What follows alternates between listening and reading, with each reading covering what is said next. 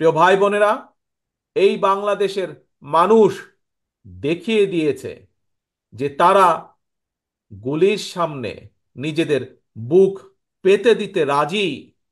তারপরেও বাংলাদেশের মানুষ স্বৈরাচারকে মেনে নিতে রাজি না। এই দেশের স্বাধীনতা, সার্বভৌমত্ব এবং মানুষের অধিকার নিশ্চিত করে স্বৈরাচারকে বিদায় করতে সক্ষম হয়েছি জনগণের সংগ্রামের মাধ্যমে, জন অভ্যুত্থানের মাধ্যমে। এই পরিবেশটির জন্য দীর্ঘ 17 বছর এই দেশের মানুষকে আত্মত্যাগ করতে হয়েছে, সংগ্রাম করতে হয়েছে, প্রতিবাদ প্রতিরোধ গড়ে তুলতে হয়েছে।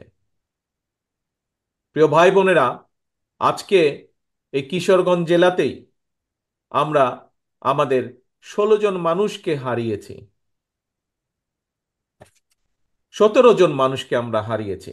17 জন মানুষকে আমরা এই কিশোরগঞ্জের মানুষকে আমরা হারিয়েছি, যারা আত্মত্যাগ করেছেন এই দেশের মানুষের অধিকারের জন্য, নিজেদের জীবনকে আত্মত্যাগ করেছেন।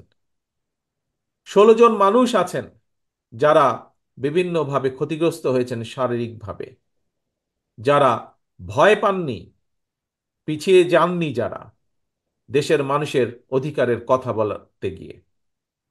প্রিয় ভাই বোনেরা, সারা বাংলাদেশে এরকম হাজারো মানুষ আছে, হাজারো শহীদ পরিবার আছে, যারা হাজারো শহীদ আছে, যারা আত্মত্যাগ করেছেন বিগত 17 বছরে। বিশেষ করে গত জুলাই আগস্ট মাসেই হাজারো হাজারো মানুষ আছে যাদেরকে হত্যা করা হয়েছে শুধু ঢাকা শহরেই। এর বাইরে বহু মানুষ যারা বিভিন্নভাবে ক্ষতিগ্রস্ত হয়েছেন। বিএনপি সহ, বিএনপিরই শুধু 50 লক্ষ 60 লক্ষের মতন নেতা কর্মী যারা বিগত স্বৈরাচারের সময় বিভিন্নভাবে নির্যাতিত হয়েছেন, অত্যাচারিত হয়েছেন। বিএনপির বাইরেও বহু আরো রাজনৈতিক দল আছে যাদের সদস্যরা একইভাবে বিএনপির নেতা কর্মীদের মতন অত্যাচারিত হয়েছে, নির্যাতিত হয়েছে। প্রিয় ভাই বোনেরা, এই যে এত মানুষ শহীদ হয়েছেন, এত মানুষ আত্মত্যাগ করেছেন, এত মানুষ নির্যাতিত হয়েছেন, কেন এই মানুষগুলো আত্মত্যাগ করলেন, নির্যাতিত হলেন? কারণ একটাই, এই মানুষগুলো বাংলাদেশের মানুষের, সাধারণ মানুষের রাজনৈতিক অধিকার নিশ্চিত করতে চেয়েছিল। আমরা যে আজকে মুক্ত পরিবেশে কথা বলছি, এইরকম একটি মুক্ত পরিবেশের নিশ্চয়তা নিশ্চিত করতে চেয়েছিল এই মানুষগুলো। কিন্তু আমরা দেখেছি স্বৈরাচার দাবিয়ে রাখতে চেয়েছিল এই বাংলাদেশের মানুষকে।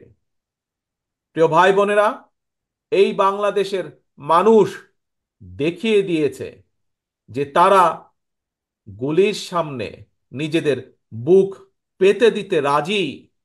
তারপরেও বাংলাদেশের মানুষ স্বৈরাচারকে মেনে নিতে রাজি না, এবং সেই জন্যই হাজারো মানুষের আত্মত্যাগের বিনিময় আজ আমরা এই বাংলাদেশকে পেয়েছি।